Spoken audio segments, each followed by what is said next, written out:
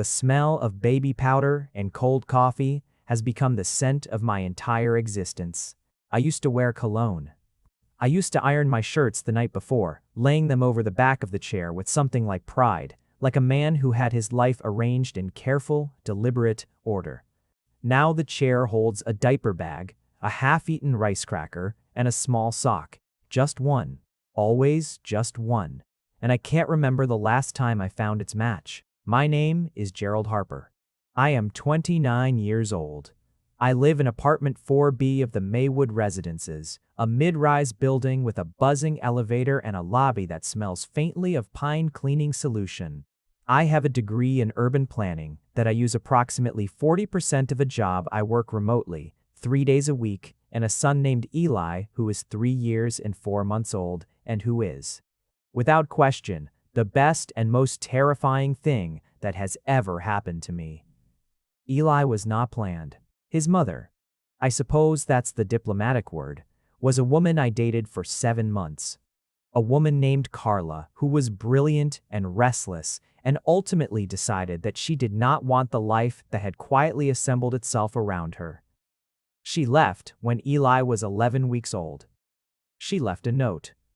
She left her houseplants, which I have since kept alive with a stubbornness that surprises even me, and she left me standing in the kitchen at 2 in the morning, holding a screaming infant and understanding for the first time what it means to be completely alone. That was 3 years ago. I don't hate Carla. I stopped doing that around month 4 when I realized hate was a luxury that cost too much energy. And energy was the one thing I could not afford to spend on anything other than keeping Eli fed and clean and loved.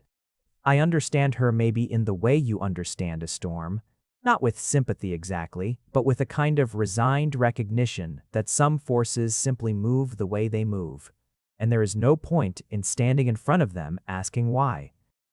What I have now is this, a life that is smaller than I imagined, and larger than I can sometimes contain, a son who calls everything he loves mine, my truck, my bird, my daddy, with a ferocity of ownership that breaks me open every single time.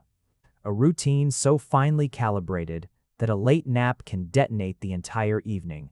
And neighbors. I have neighbors, the way everyone has neighbors, present and largely invisible, faces in the hallway, footsteps overhead. Until 6 weeks ago, 4A was empty. I had grown accustomed to the quiet on the other side of the wall. I liked it, actually. The building is not particularly soundproof, and I had learned the rhythms of every occupied unit around me. The couple in 4C who argued about finances with a regularity that suggested it was almost affectionate by now. The elderly man in 4D who watched nature documentaries at a volume that sent narration about migration patterns drifting through my walls at 9 in the evening.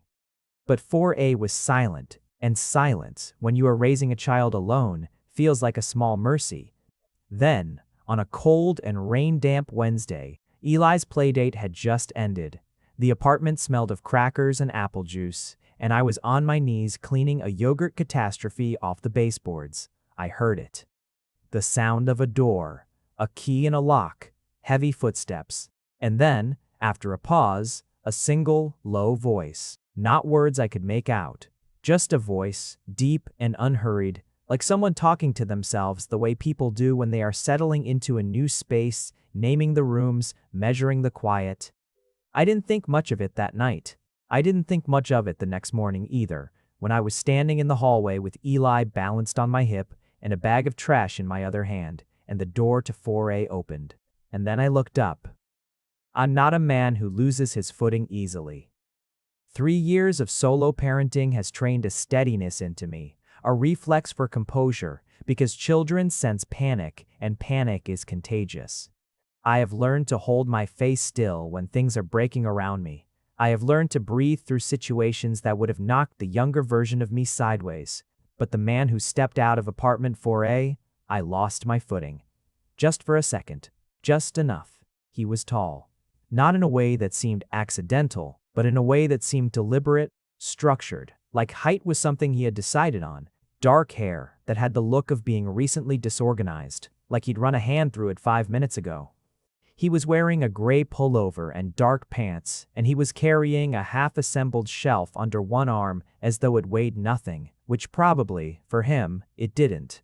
And his eyes, when they met mine, were the particular shade of amber brown that I would spend the next several days pretending not to have memorized. "Morning," he said, not startled, not overly friendly. Just morning, the way someone says a word that means exactly what it means. "Morning," I said back. Eli, on my hip, stared at him with the complete and shameless intensity that only small children and certain apex predators can deploy. "Truck," Eli announced, pointing at the man's pullover, which featured absolutely no truck, no image of any kind. The man looked at Eli. Something shifted in his face, not exactly a smile, but the architecture of one, the thing that comes just before.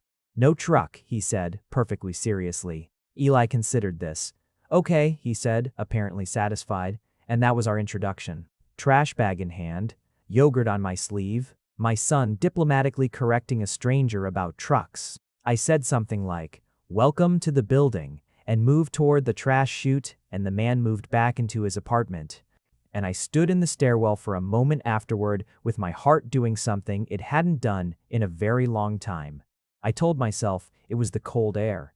I am, as I've mentioned, not a man who loses his footing easily, but I am also, if I'm being exact about it, not a man who has allowed himself to feel anything beyond the immediate and necessary in 3 years. When you are surviving, really surviving, the way you do when you are the only one between your child and the vast indifference of the world, you tighten. You conserve. You learn to live in a narrow corridor of feeling, because the wide-open spaces of emotion are where the dangerous things live. I am, I should say clearly, a man who has always known he was drawn to men. This was not a crisis for me, not at 22 when I understood it fully, not at 25 when I stopped finding reasons to avoid it. Carla knew. We were together in the loose, honest way of two people who cared for each other without quite being able to ignite each other. And when Eli arrived, I was too busy catching him to worry about what my heart was doing in the meantime.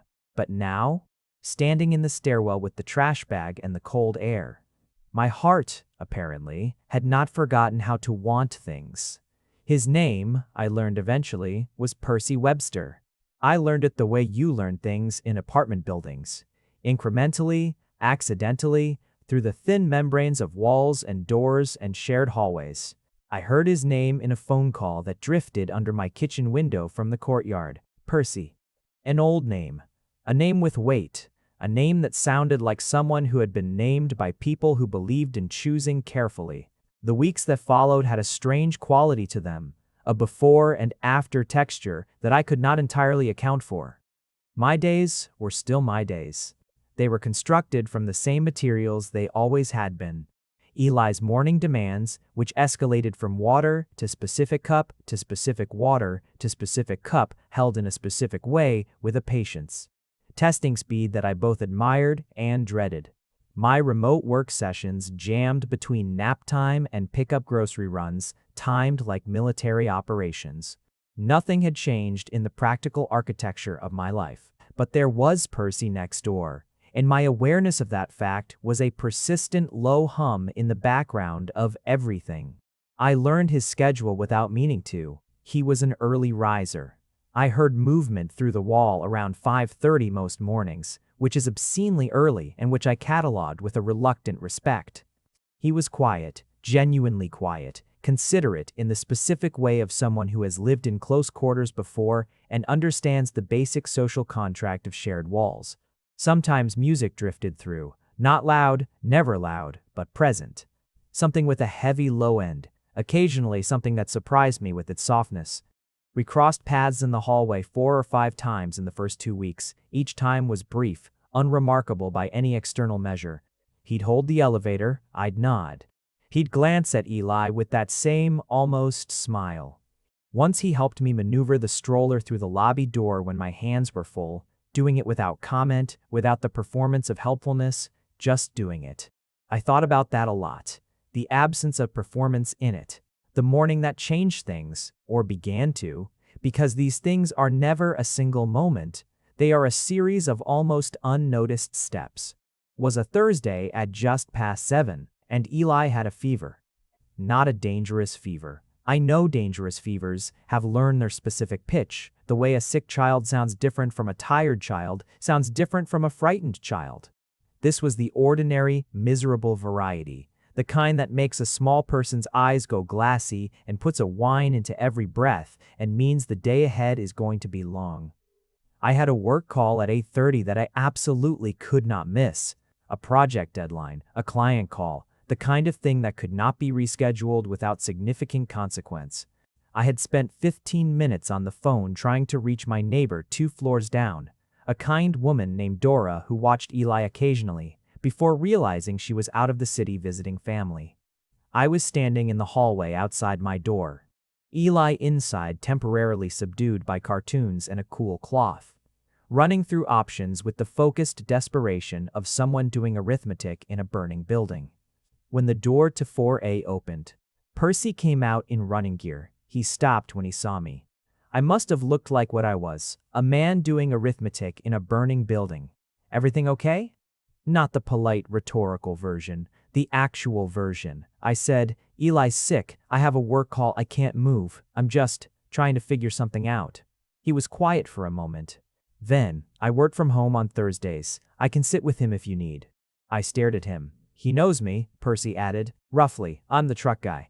And that, the truck guy, was what made me say yes. Not the practicality of it, though the practicality was real, but the fact that he said it with a kind of uncomplicated warmth, like Eli's truck misidentification was a thing worth remembering, a thing that made a person familiar.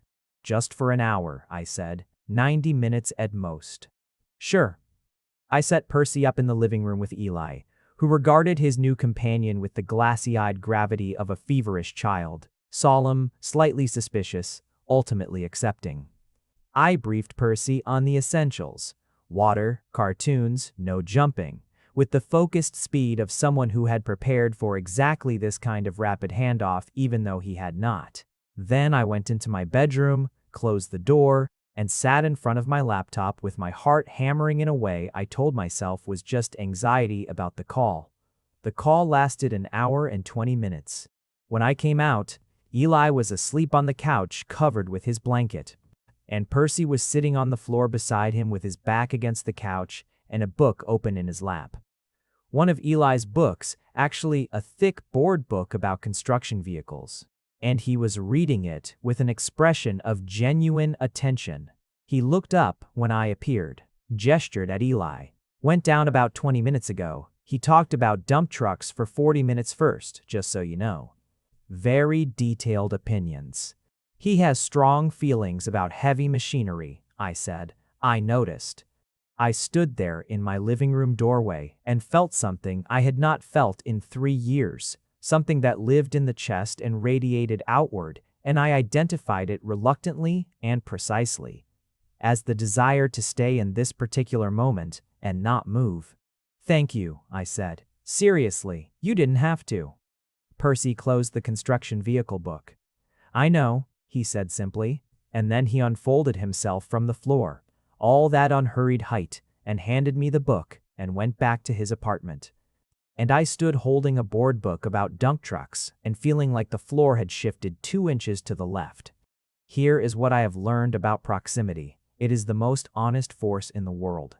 You can lie about distance. You can maintain almost any fiction when there is enough space between you and the thing you are trying not to feel. But proximity strips that away. Proximity is relentless. It puts things in front of you again and again until you run out of ways to look past them. Percy and I became, I'm not sure what word fits exactly. Neighbors is too thin. Friends is too presumptuous, though it was moving in that direction.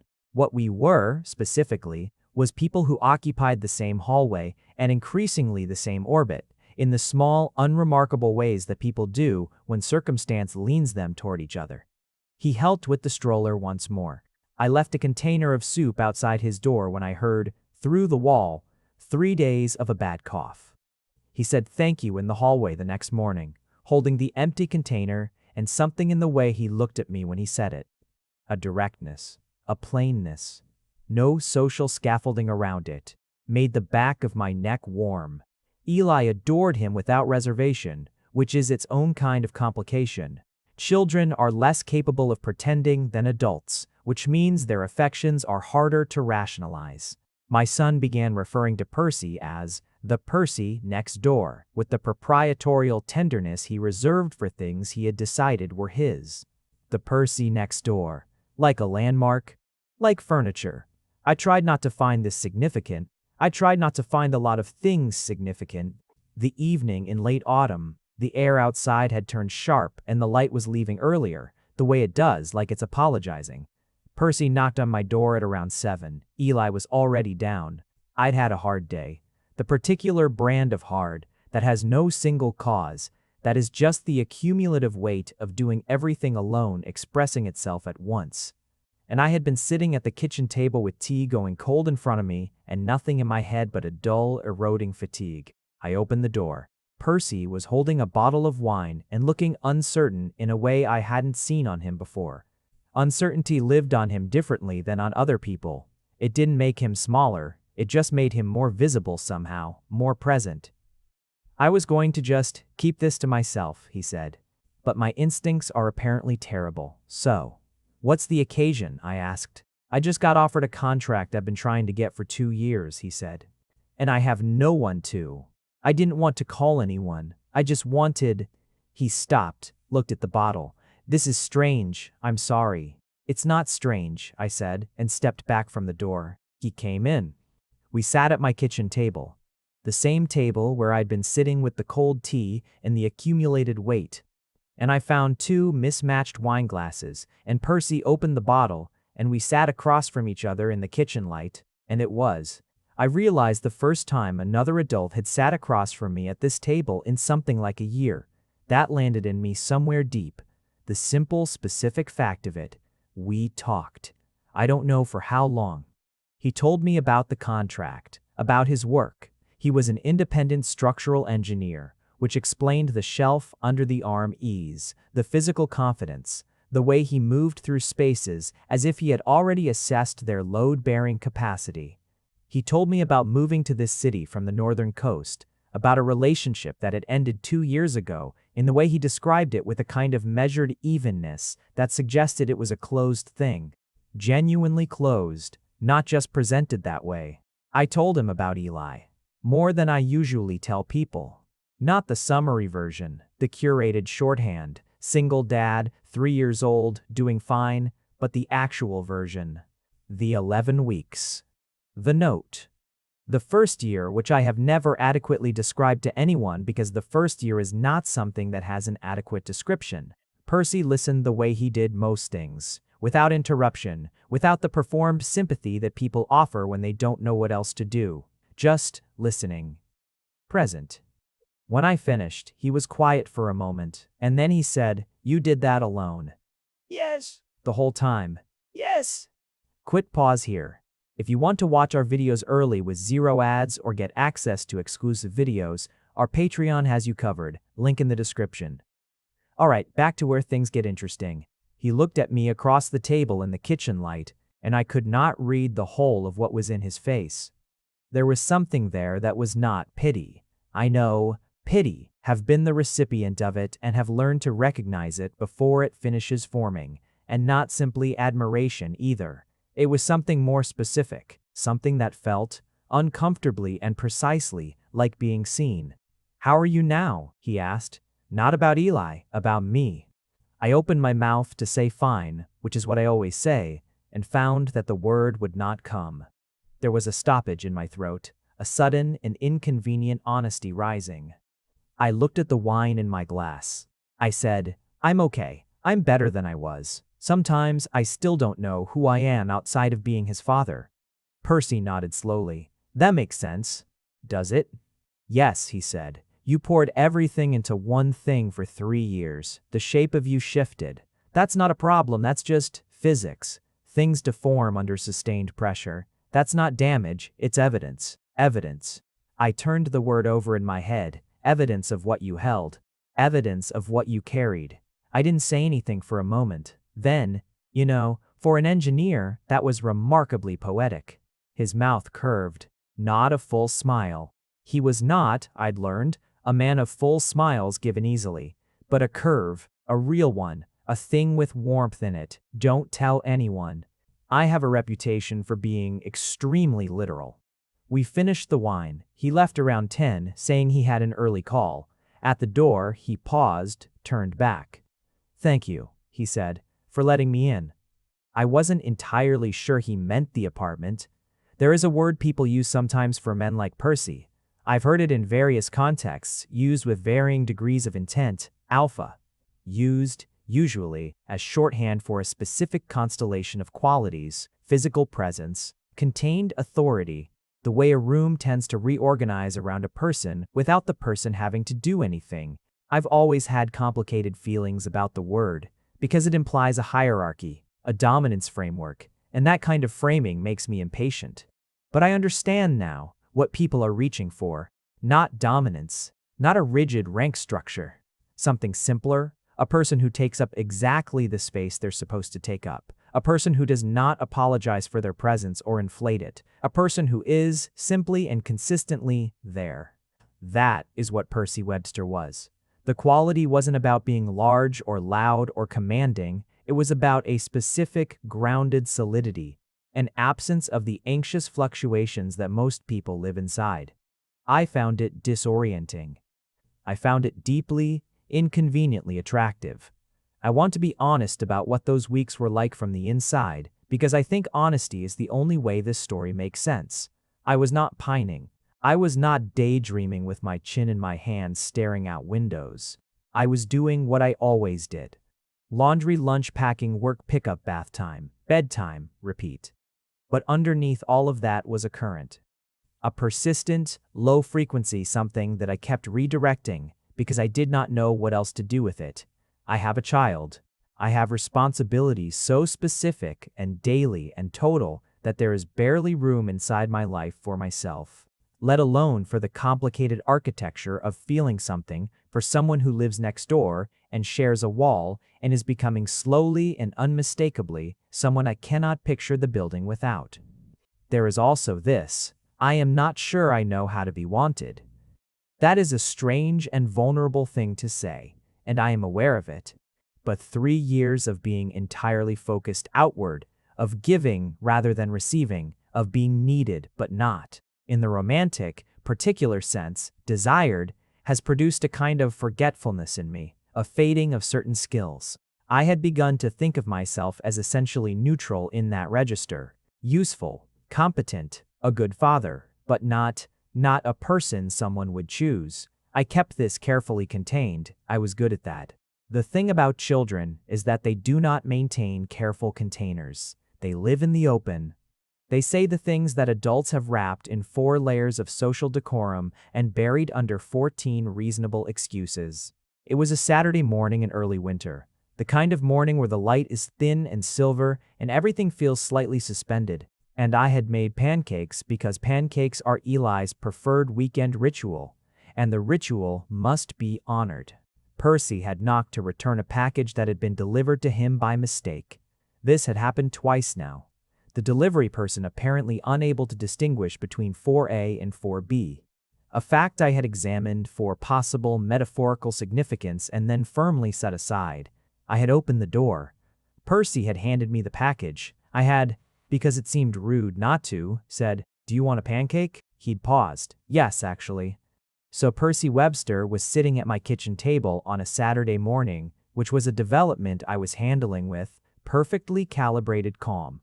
And Eli was sitting across from him eating his pancake in a way that covered approximately 40% of his face, and everything was fine, everything was perfectly ordinary. Then Eli, with no preamble, pancake held in both hands, looked at Percy and said, "You should live here." Percy looked at Eli. I looked at Eli. Eli took another bite of pancake. "With us," he clarified, in case there was any ambiguity. "Eli," I said. "You're here all the time," Eli told Percy, with the impeccable logic of a 3-year-old who has noticed what the adults around him have been pretending not to. "You're here a lot." "He's our neighbor," I explained, with the calm, patient precision of a man who was dying slightly inside. He lives next door, bud. He has his own home. Eli considered this. He looked at Percy. Your home is very close, he pointed out. It is, Percy agreed, and I could not look at his face right then. Too close to be not our home, Eli reasoned. The child had a point. The child always has a point. This is the genuinely terrifying thing about small people who have not yet learned to filter themselves. They are frequently, uncomfortably right. I changed the subject. I talked about the park, about the possibility of snow, about something absolutely unrelated to living arrangements and proximity, and the fact that Percy Webster had been present in our kitchen on 3 of the last 7 Saturday mornings, and it had started to feel. I kept this thought contained, firmly behind several reinforced walls. It had started to feel natural. After breakfast, Percy helped Eli with a puzzle while I cleaned up, and I stood at the sink with my back to them, listening to Percy explain with complete seriousness the structural logic of puzzle piece shapes, and Eli listening with equal seriousness, and occasionally announcing which piece he wanted next, with the authority of a foreman. And I had to grip the edge of the sink for a moment, because the feeling in my chest was so large and so specific that it needed somewhere to go. When Percy left an hour later, he paused in the hallway, just outside the door. He looked at me, and there was something in his expression, a held quality, like a sentence stopped before its last word. He's something, Percy said, about Eli. He is, I said.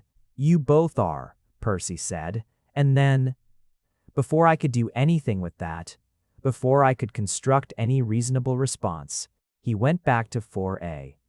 And I stood in my doorway for a beat longer than was strictly necessary. There are things I take stock of sometimes in the late evenings, when Eli is down and the apartment settles, and I have a moment of consciousness that belongs to no one but me. Small inventories. The shape of what I have. The shape of what I am still becoming. I have a bookshelf full of books I have read in fragments, 10 pages here, 20 there, around naps and bedtimes, so that every novel I have read in the last 3 years exists in my memory as a mosaic. Impressionistic. The feeling of it more reliable than the plot. I have a small collection of plants. Carla's technically by origin, mine now by sustained effort and stubbornness, that have grown in the way houseplants grow when someone pays attention, slowly, and then with a quiet exuberance. I have a kitchen that smells, most evenings, of whatever combination of practical and love I manage to assemble for dinner. I have Eli. I have this entirely. He is mine in the deepest possible sense, not in ownership, but in the way significant things are yours, the way the sky is yours when you look at it. And now, new in the inventory, I have Percy next door, and the weight of that is different from everything else on the list. It has a different texture, a different specific gravity. It presses against the inside of my chest in a way that is not uncomfortable, but is insistent. I have started, and this is the most dangerous development, looking forward to the morning, not because the morning has become easier, not because the routine has softened, but because mornings are when I might hear his door, when the hallway might produce him with coffee in hand, and that particular morning quietness that I have come to find, somehow, settling. It is irrational and real. I look forward to the morning the way you look forward to things you cannot plan, things that arrive on their own schedule and their own terms. This is what proximity does. This is what I meant when I said it was the most honest force. It does not ask permission. It does not wait for you to be ready. It simply places things in front of you again and again until you see them. I was seeing. I was trying very hard to manage what I did with what I saw. The winter settled. The days shortened, and the building's heating system worked intermittently, which meant that even in my apartment I sometimes moved around in an extra layer. Eli developed an intense and temporary fixation on penguins, for reasons that were never fully clarified. The couple in 4C seemed to have resolved whatever the financial argument was about because they were quieter now. The nature documentary man in 4D discovered a series about oceanic life that I have now absorbed entirely against my will. Percy and I found a rhythm. It was not a planned rhythm, not a negotiated thing.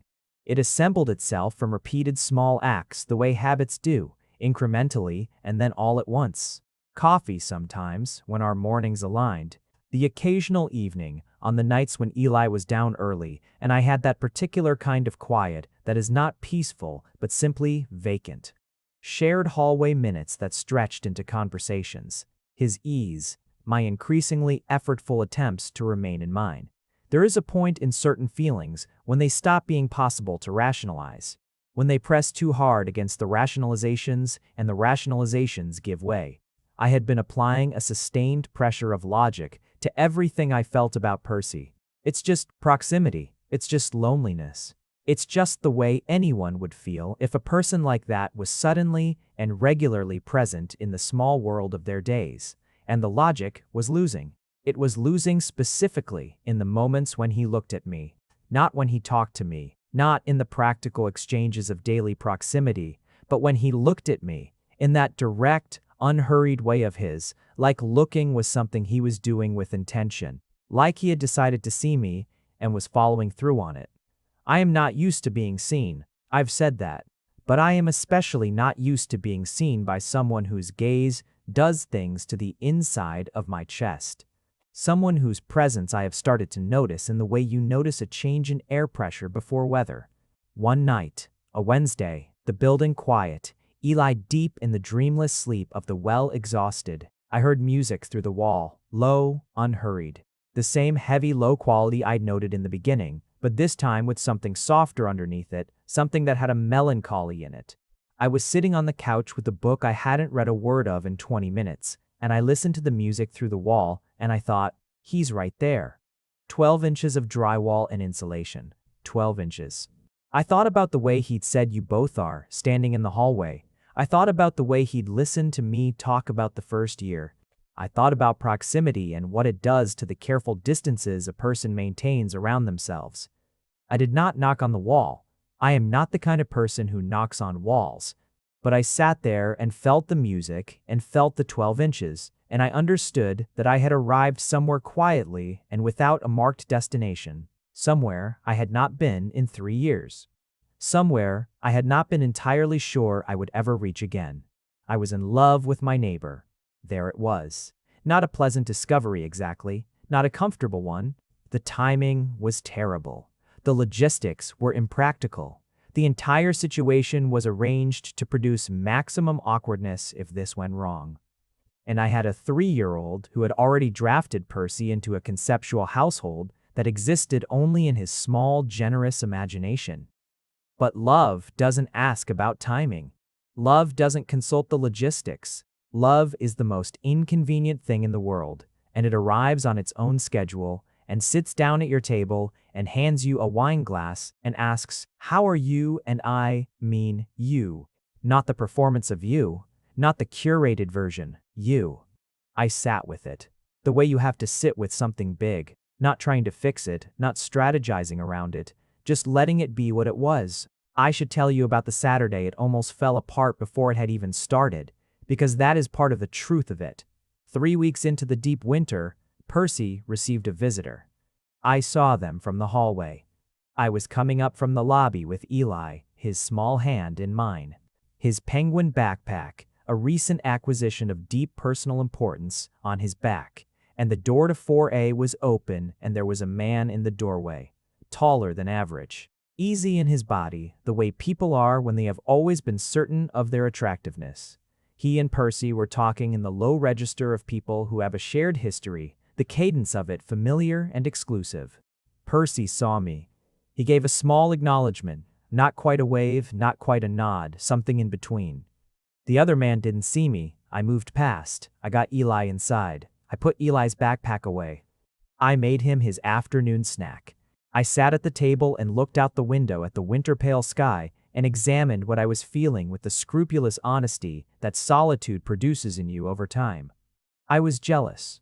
Not the performative, anxious kind. The deep, quiet kind. The kind that sits in your sternum and doesn't shout, just presses. The kind that tells you clearly, through the very fact of its presence, how much you care. The jealousy told me something I was not entirely ready to hear. This had moved far enough inside me that the possibility of losing it, losing the unspoken fragile, still unnamed thing between Percy and me, felt like losing something real, not hypothetical, real.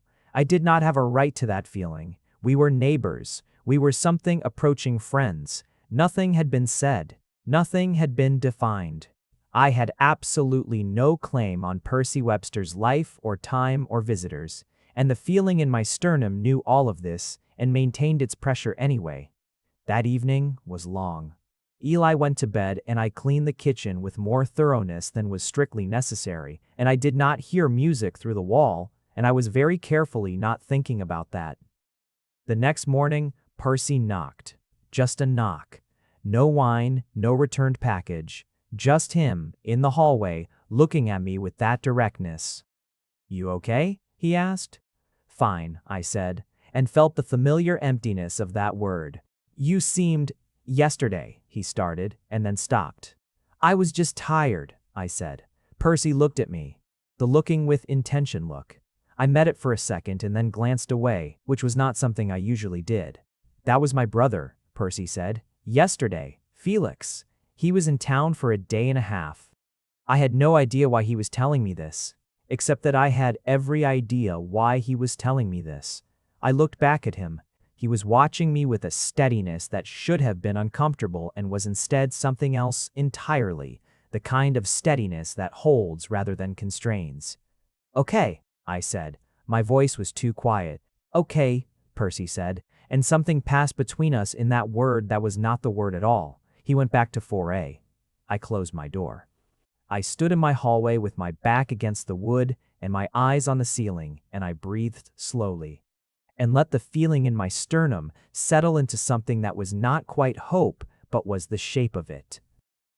3 years of raising Eli alone has taught me specific things that I would not have learned otherwise. It has taught me that a child's love is not simpler than adult love. It is more total and more unconditional, and it asks nothing except to be received.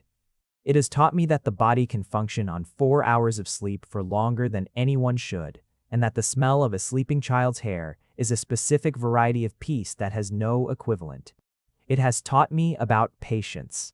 Not the performed patience of someone trying to appear calm, but the real version, the patience that is a muscle, that you build through failure and reconstruction. And it has taught me about the cost of never letting yourself be cared for. I had spent 3 years in the posture of the person who gives. It's a posture you can get trapped in, not because anyone puts you there, but because it becomes identity. Becomes so thoroughly your function that you can't distinguish anymore between what you do and who you are. I was Eli's father, and I was good at that, and outside of that I had become undefined, blurred, like a shape at the edge of a photograph. Percy had started, quietly and without fanfare, to define me back. In small ways. The way he listened to me talk, asked the second question, the follow-up that says, "I was actually paying attention to what you said and not just waiting for my turn." The way he noted things. That I took my coffee with no sugar, that I was always slightly behind on sleep, that I talked about Eli with a combination of absolute certainty and quiet amazement that probably told anyone who was paying attention everything they needed to know about where my whole heart was. He noted these things, and he filed them quietly, and he used them. Not to leverage anything, not to perform attentiveness, but just because he was paying attention, because he had decided to. That, more than anything, was what undid me. Not his physical presence, though that was its own significant fact. Not the ease with which he'd moved into our orbit, or the way Eli had dissolved any pretense of neutrality immediately. But that he was paying attention. To me. To Gerald Harper, who had spent 3 years being entirely visible to one person, his son, and essentially invisible to everyone else.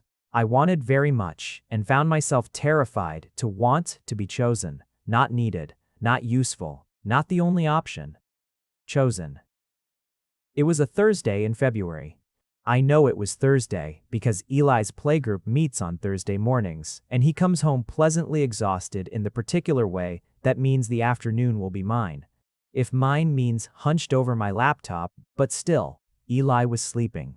I was working, half working, present enough at my desk to appear productive and distracted enough that I had read the same paragraph 6 times.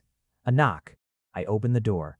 Percy was standing in the hallway with an expression I had not seen on him before, not distress exactly, but a careful, braced quality.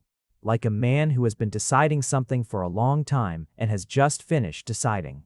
"Can I come in?" he asked. I stepped back. He came in. He stood in my living room, in the middle of it, and did not sit down. I remained near the door in the way of someone who understands, instinctively, that this is a moment and not a Tuesday. "I need to say something," Percy said, "and I want to say it correctly, and I might not, but I've been sitting with it long enough that I'm going to do it wrong rather than keep not doing it." My heart was very loud suddenly. "I moved into this building," he said, "and I wasn't planning on anything. I don't think I was in a state to plan on anything. The last 2 years have been a kind of reconstruction for me. I was putting things back in order, and I was doing it quietly, and I was not looking for anything outside of my own interior project." He paused, ran a hand through his hair in that way that reorganized it, and looked at me. "And then," he said, "there was you, and your kid, and the yogurt on your sleeve and the trash bag and the dump truck analysis that I was absolutely unprepared for, and it stopped being quiet." I realized I was holding my breath. I consciously released it. "I don't do this, what I'm doing right now, easily," Percy said. "I'm aware I'm not saying this with any particular grace. I'm saying it anyway because I think the consequence of not saying it is worse than saying it wrong. And I think you've been, I don't know if careful is the right word, contained. And I understand why. Because your life is, you're holding a lot, Gerald. A lot. A lot. And I would not want to complicate that."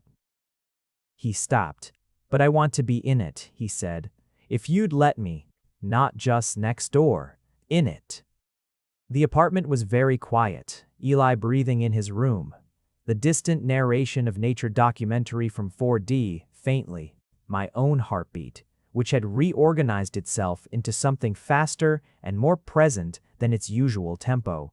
I looked at Percy Webster standing in the middle of my living room, this man who had arrived in my hallway with a shelf under his arm and a voice like low weather, who had sat on my floor reading a construction vehicle book with my sick son, who had brought wine to celebrate a contract and stayed until 10 and paused in the doorway saying thank you for letting me in.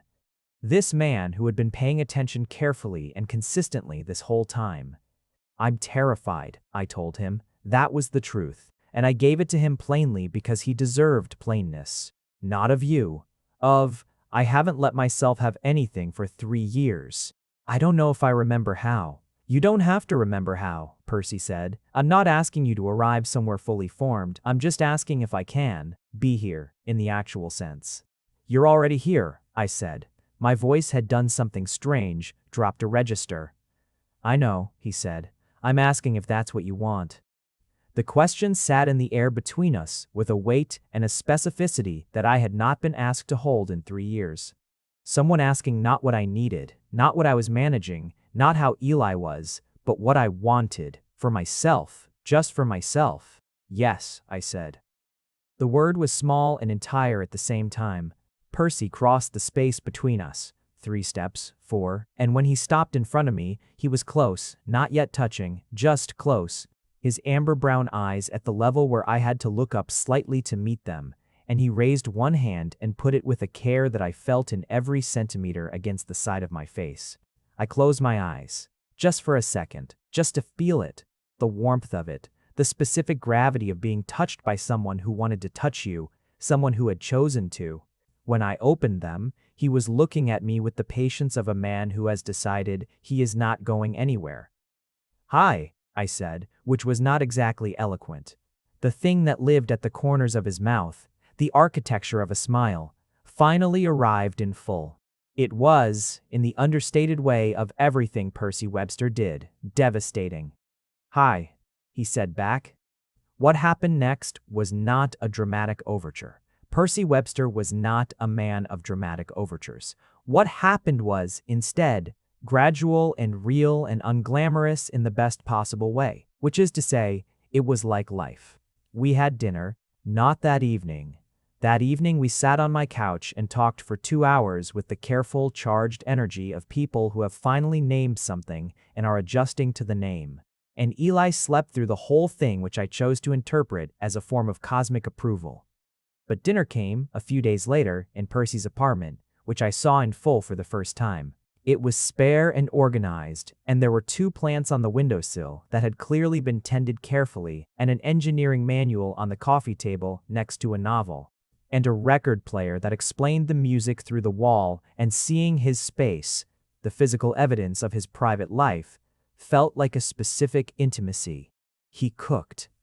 I had not known this about him, had not thought to wonder, and the fact of it, the competence and ease of it, the way he moved around a kitchen, was another piece of the picture assembling itself into full resolution. We ate and talked, and I went home at 10 because Eli would be up at 6 regardless of what I had been doing the night before, and Percy walked me to my door. 8 steps. Across the hallway. And the goodbye at the door was brief and warm and full of the particular electricity of something new that is also somehow already familiar. "Same time next week?" he said. "Yes," I said. And that was how it began, quietly, incrementally, without fanfare. Eli found out in the way children find out things, not through a conversation or an explanation, but through simple daily observation leading to a simple daily conclusion. One morning he saw Percy in our kitchen making coffee. Percy had a key by then, a small practical thing that had become a large emotional thing.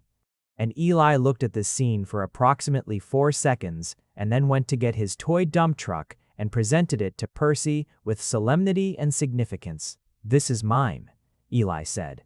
"You can hold it." This, from Eli, was the equivalent of a formal declaration of allegiance. You do not get to hold the dump truck unless you have been granted the full confidence of Eli Harper. And I had watched children and adults alike audition for this role and fail. Percy received the truck with the appropriate gravity. He examined it. He asked a specific question about its load capacity. Eli was satisfied. I stood at the counter with my coffee and something so large in my chest that I had to look away. There are things you don't know you've missed until they come back. The weight of a hand that is there by choice. Someone who notices when you're not okay before you've decided to mention it. Someone who knows now that Tuesday evenings are hard because it's the day I do the finances, and the finances are always a reminder of how thin the margins are. And who knows this because he was paying attention on a Tuesday evening 2 months ago and filed it, and who will sometimes on Tuesdays bring tea without being asked. Tea. Such a small thing. Such an enormous thing. Percy and I moved through the winter and into spring with a care that was its own kind of language. He was patient with the complexity of what I was carrying, the full-time fact of Eli, the scarcity of spare time, the ways in which my attention was necessarily divided. He did not position this as a problem to solve or a competition to enter. He positioned himself simply as someone additional, someone extra, not a replacement for anything, not a demand, just a presence, consistent and warm, that added to the total. I learned him in the incremental, daily way of people who are sharing a life that has real texture, not just the curated version of each other, but the whole of it. His morning silences, which were not unfriendly but simply inhabited, the way a person inhabits quiet when they are thinking. The way he became more loquacious in the evenings, as if thought had finally had enough time to settle and produce words. His patience with structural details, which could absorb him entirely for 20-minute stretches while I watched, always a little fascinated. His impatience with dishonesty, which was swift and clean and revealed itself in the way his face went still when he encountered it. I told him one spring evening about the first year, not the summary I'd given before, but the actual interior of it, the specific grief of a person who does not have time to grieve because there is a baby. The strange guilt of loving something so completely that came out of a circumstance you didn't choose. The nights I sat in the kitchen at 2 in the morning feeding Eli and felt the particular terror of being the only thing standing between this small life and everything that could go wrong. Percy listened. He was very still when he listened to this. Then he said, "You stayed." "Yes. A lot of people wouldn't have." "I know," I said, "but I think I was always going to. He's mine. He was always going to be mine." Percy looked at me, and there was something in his expression that was complete, in a way I was still learning to receive. Full and present, and aimed at me specifically. "You're something extraordinary," he said. "I want you to know that. Not because of what you did, but because of why." I had to look at the window for a moment, the spring evening light on the buildings across the street, the world going on in its ordinary way outside while inside. I was doing something I had not done in 3 years, accepting a gift, not deflecting it, not qualifying it, not redirecting the conversation to something safer, just taking it. "Thank you," I said, and meant it completely. By summer, there was a question that had been living in the hallway between 4A and 4B for some time. Not asked yet, but present. It was Percy who raised it, because Percy was, as I'd learned, a man who raised the things that needed raising in preference to watching them accumulate. We were sitting on my balcony. It is generously described a narrow ledge with 2 chairs and a herb pot that Eli had named Gerald after himself, but with different spelling. In a decision that made Percy laugh for the first time I'd heard. And the city was doing its evening thing below us, and Eli was inside watching his cartoons. "I've been thinking," Percy said. "Tell me." "The lease on 4A comes up in the fall." I looked at him. "I know what I want to do," he said, "but I need to know what you want, both of you." There it was. The question in the hallway finally arrived in the open air. I thought about 3 years alone. About the cold accuracy of the margins, the single socks, the cold coffee, the chair that held the diaper bag. About the way I'd stood in that stairwell with the trash bag and understood for the first time in months that my heart was still operational. I thought about Eli, inside, who had known before either of us, who had offered his dump truck. "Eli will want you to stay," I said. Percy waited. "I want you to stay," I said. He was quiet for a moment, in the way he was quiet when something had arrived and needed space. Then he reached across the arm of the chair and put his hand over mine, palm flat, warm, entirely certain. "Okay," he said, "just okay. The way morning was just morning, the way thank you was just thank you, the way yes had been just yes. Everything exactly what it was and entirely enough." On the morning Percy Webster moved across the hall, not 6 months after he'd moved in. Not with boxes and movers, but with a careful, quiet migration of the meaningful things. One load at a time. Eli stood at the doorway and supervised. He was very serious about it. Penguin backpack on his back for no particular reason except that it was his and he wanted it present. He directed traffic with a confidence that suggested he had been waiting for this specific assignment for some time. When Percy carried in the record player, which had been the last item, the deliberate last item, I suspected, Eli looked at it with deep respect. "What's that?" "A record player," Percy said. "It plays music. Old kind of music." "Old like you?" Percy, to his credit, only smiled. "Old like me." Eli thought about this. Then he took Percy's hand, and he walked him into the living room, and he showed him where things were. The good chair, the window with the bird view, Gerald the herb pot, with the proprietorial certainty of someone introducing a new person to a world they have already decided they belong in.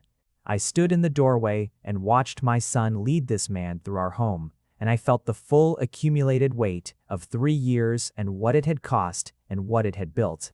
And I felt the present moment this specific Saturday morning with the summer light coming in sideways and the record player on the floor and Eli saying, "Mine, mine, mine," in the generous, unboundaried way of love that has decided. Percy looked back at me from across the room, that full, present, aimed at me look. I crossed the room, stood beside him. His hand found mine without looking. "Okay," I said softly. He squeezed. Just once. Eli was already on to the next thing, already narrating the next decision, already certain that this was right and had always been going to be right and did not require further deliberation. He had known from the beginning. He had known from the truck. Outside, the summer went on. Inside, we began. If you made it to the end, you're my kind of person. Leave a subscribe. Comment down your favorite part of the story, and if you want early access to videos, exclusive content, or just want to support the channel, hit that join button right below the video. Even one member genuinely means the world to me. See you in the next one.